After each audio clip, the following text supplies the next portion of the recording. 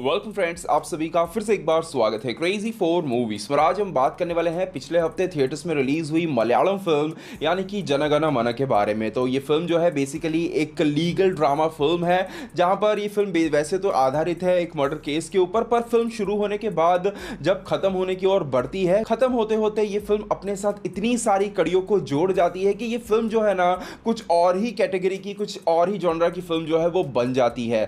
Film जो है करीब 2 घंटे 40 मिनट की है, जहां पर आपको पता ही होगा कि फिल्म को रिलीज हुए 5 से 6 दिन का समय हो चुका है। और मैं जो है फिल्म का पिछले हफ्ते रिलीज हुई फिल्म का रिव्यू इस हफ्ते आकर कर रहा हूं, तो आप इससे समझ सकते हो कि फिल्म को जो है कितने कम स्क्रीन्स जो है यहां पर मिले हुए हैं। और एक फिल्म को इसको देखने के लिए मुझे 70-80 किलोमीटर तो जाना ही पड़ा, पर उसके पीछे भी जो है सिर्फ एक फिल्म के पीछे पूरा एक दिन का समय गया है। पर फिर भी इस फिल्म को देखने के बाद जो मेरा ओपिनियन बनता है उसे मैं आपको एक लाइन में बताने की कोशिश करूं ना, ये फिल्म जो है ना डिजर्व करती है। पूरा दिन तो क्या, पूरा हफ्ता लेके भी आप कोशिश करो इस फिल्म को देखने की। मतलब ये फिल्म जो है ना डिजर्व करती है कि जाए और हम जो है इस फिल्म को थिएटर्स में देखें, क्योंकि मेरे ओपिनियन में ये साल 2022 की one of the best film है।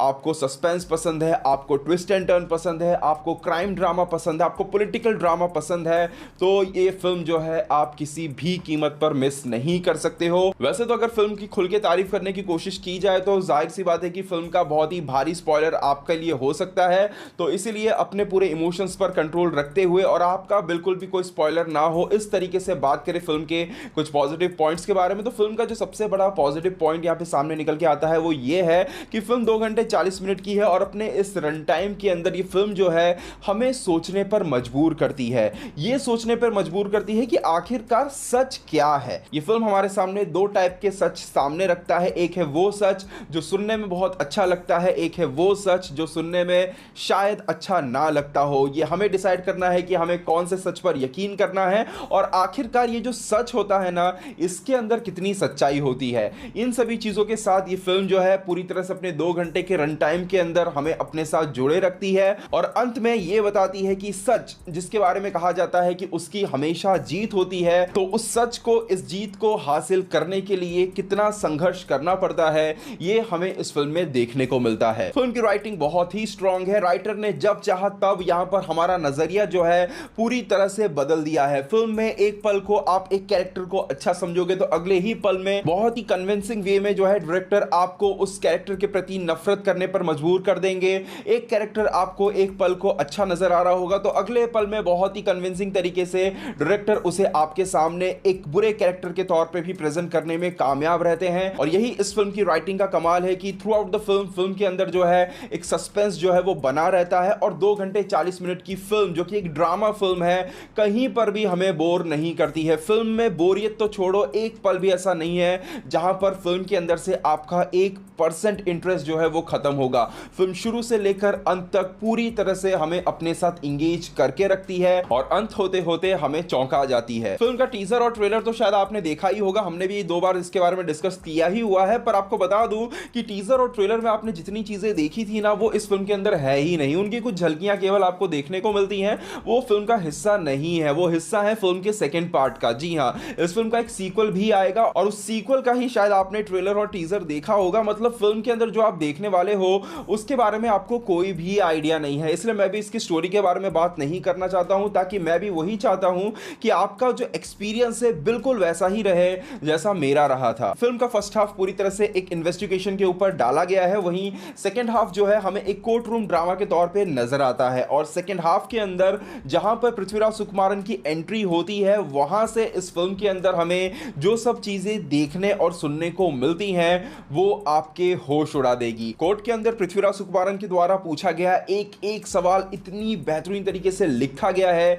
कि मानो वो सवाल कोर्ट के अंदर नहीं सीधा हमसे पूछा जा रहा हो। और यकीन मानिए पृथ्वीराज सुकुमारन सीधे हमें इंटरवल के बाद ही नजर आते हैं, पर अपनी एंट्री मात्र से जो है वो इस फिल्म के सेकंड हाफ को यहां पर एक अलग ही लेवल पर ले जाते हैं। फिल्म का क्लाइमैक्स एक्स्ट्रा ऑर्डिनरी है। कहा जाए कि फिल्म की जो सबसे बड़ी हाईलाइट है वो इस फिल्म का क्लाइमैक्स ही है, जो इस फिल्म का जो इंपैक्ट है उसे 10 गुना बढ़ा देता है।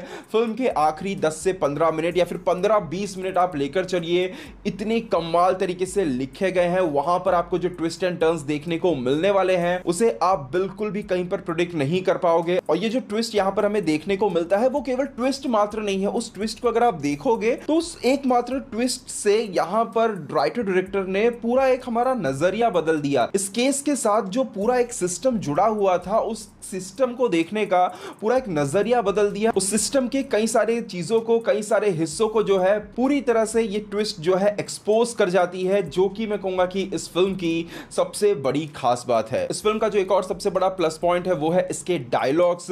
फिल्म के अंदर सुनाई देने वाले सोशल और पॉलिटिकल डायलॉग्स जो कि पृथ्वीराज सुकुमारन के द्वारा हमें सुनने को मिलते हैं, वो इतने हार्ड हिटिंग है कि मेरा एक्सपीरियंस बताऊं कि जब वो डायलॉग्स को मैं सुन रहा था ना, एक पल के लिए तो मेरी नजरें और मेरा ध्यान पूरी तरह से सिर्फ उन डायलॉग्स के ऊपर था, और फिल्म देखते समय जो है कुछ पल के लिए मैं केवल उन डायलॉग्स के बारे में जो है सोचते जा रहा था। और फिल्म देखने के बाद भी, कल से जब से मैं आया हुआ हूं, तब भी मैं जो है उन डायलॉग्स के बारे में ही सोच रहा हूं। फिल्म का सब्जेक्ट अगर वैसे देखा जाए तो असल में कहूं तो ये भी एक पैन इंडिया सब्जेक्ट ही है। ऑनेस्टली फिल्म की जो कहानी है, फिल्म का जो नजरिया है, फिल्म की जो सच्चाई है, वो ऐसी है कि जिससे हर कोई जो है कनेक्ट कर सकता है। और कहीं ना कहीं मुझे भी पर्सनली ऐसा लगा कि डायरेक्टर जो है वो भी इसी चीज को जो है बताने की कोशिश कर रहे हैं कि जो कहानी है ये केवल ये केरला की कहानी नहीं है, ये केवल एक इंसान की कहानी नहीं है, ये एक ऐसी कहानी है जो कहानी हम रोज देखते हैं, रोज सुनते हैं, पर शायद सच्चाई कुछ और भी हो सकती है। तो इस चीज को एक सिंबॉलिक वे में दिखाने के लिए अगर आप ध्यान दोगे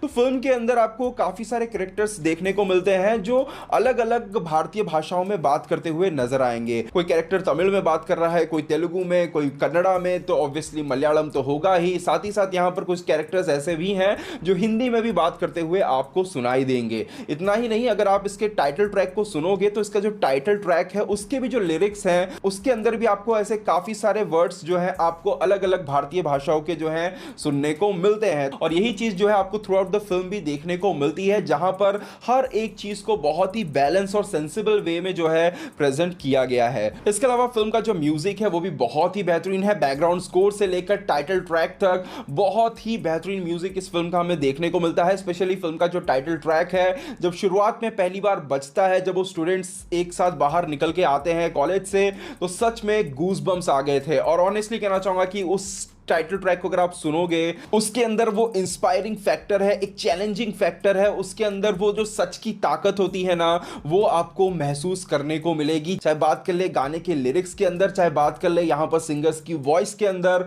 वो गाना जो है ना एक अलग ही लेवल का है, बहुत ही पावरफुल सॉन्ग है और कह सकते हैं कि चीजों को एलिवेट करने में कामयाब रहता है। परफॉर्मेंसेस के बारे में मैं बहुत ही डीपली बात नहीं कर सकता हूं क्योंकि मैंने ऑलरेडी बताया कि फिल्म का बहुत कुछ हिस्सा जो है स्पॉइल हो सकता है, तो इसलिए मैं कहूंगा कि परफॉर्मेंसेस जो है सभी की बहुत ही बेहतरीन है।